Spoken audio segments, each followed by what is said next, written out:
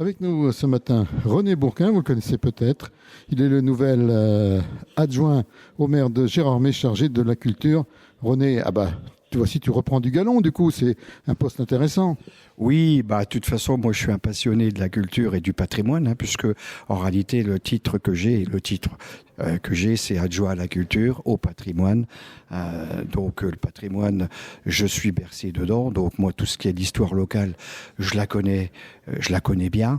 Donc je vais essayer de mettre ce patrimoine en valeur pendant le mandat et essayer le but suprême que je me suis mis en tête, c'est de réaliser un musée à Gérardmer. Alors un musée, pour l'instant, il est déjà dans la tête.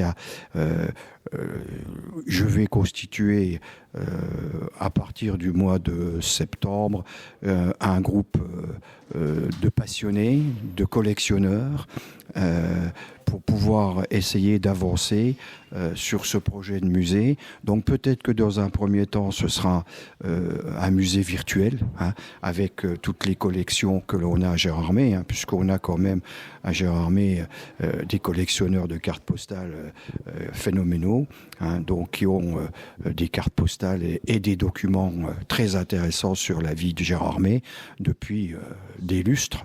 Donc on va essayer de mettre en valeur et de reconstituer un petit peu Gérardmer depuis, on va dire depuis 1800, voire peut-être même avant, avec comme ligne de conduite, un petit peu les différentes activités qui ont eu lieu. Bon, par exemple, là, je vais faire prochainement l'anniversaire, les 140 ans de l'Union nautique, donc qui s'est créée en 1885-86. Et donc, je vais expliquer un petit peu comment l'Union nautique est arrivée et les différents bâtiments qui ont eu lieu, parce qu'il y a toute une histoire. Et puis, l'Union nautique des années 50, 40, après-guerre, donc notamment avec Claude Vanoni, puisque moi j'ai connu Claude Vanoni, j'étais bambin, lui était maître nageur, donc j'ai toute une histoire à raconter avec lui. On va essayer de faire ça et je raconterai aussi, j'ai un autre projet là qui va se mettre en place prochainement sur l'histoire des remontées mécaniques dans la communauté de communes de Gérardmer-Haute-Vosges, c'est-à-dire les différentes remontées qui ont existé à la Chloute, puisque la Chloute c'est le Valtin, la Chloute, Xauru, Gérardmer, donc toute l'histoire des remontées mécaniques, l'évolution jusqu'à nos jours. Parce qu'on sait qu'un musée à Gérardmer, il y a pas mal de personnages géromois qui méritent d'y figurer. Oui, il y a pas mal de gens. D'abord, un des premiers que je pense qui devrait figurer, c'est Monsieur Guton, Henri Guton, qui a été on peut dire l'inventeur, si on veut, du tramway à Gérardmer, parce que le tramway à Gérardmer est né en 1897, et ce tramway a permis de développer le tourisme, parce que quand il l'a mis en route, quand il a mis son projet à Gérardmer, il y avait à peu près l'été 10 000 touristes, et lui son but c'était d'en amener 5-6 fois plus.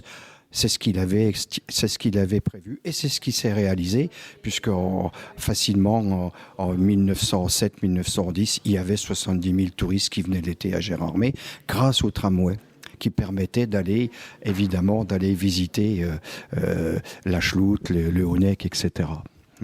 Donc tout ça a été novateur. Il y a eu aussi, on peut dire, Adolphe Garnier, qui a aussi été par l'Union nautique, parce que chez nous, il y avait quand même le lac.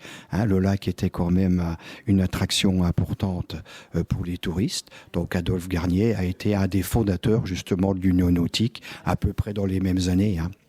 Voilà un peu. Puis il y a d'autres personnages qu'on pourrait remettre en valeur. Il y a Kelch, puisqu'on a chez nous le boulevard Kelch. Il y a le docteur Briffaut. Enfin, il y a pas mal de personnalités qui méritent d'avoir leur nom. Donc Kelch, il a son nom, Garnier, il a son nom, Guton, il n'a pas son nom.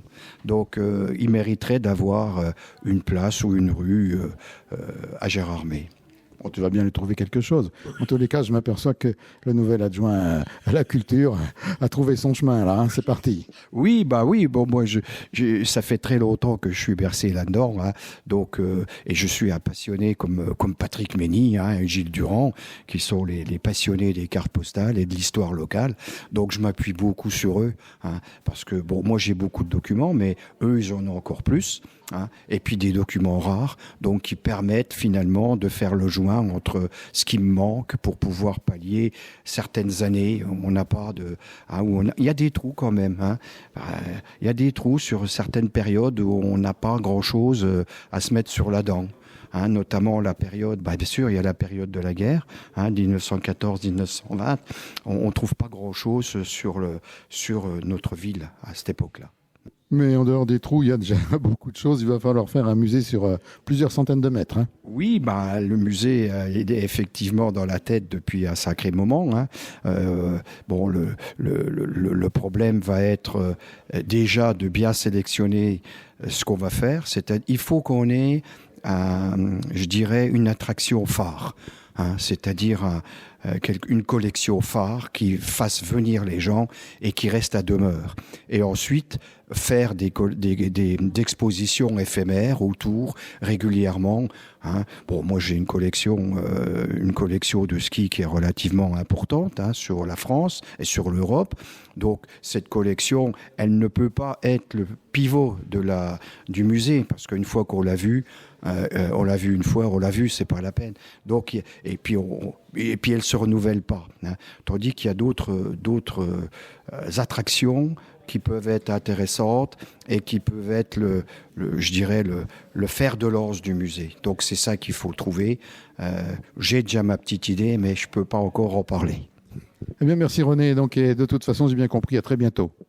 Merci, c'est moi qui te remercie, hein, pour cette petite invitation.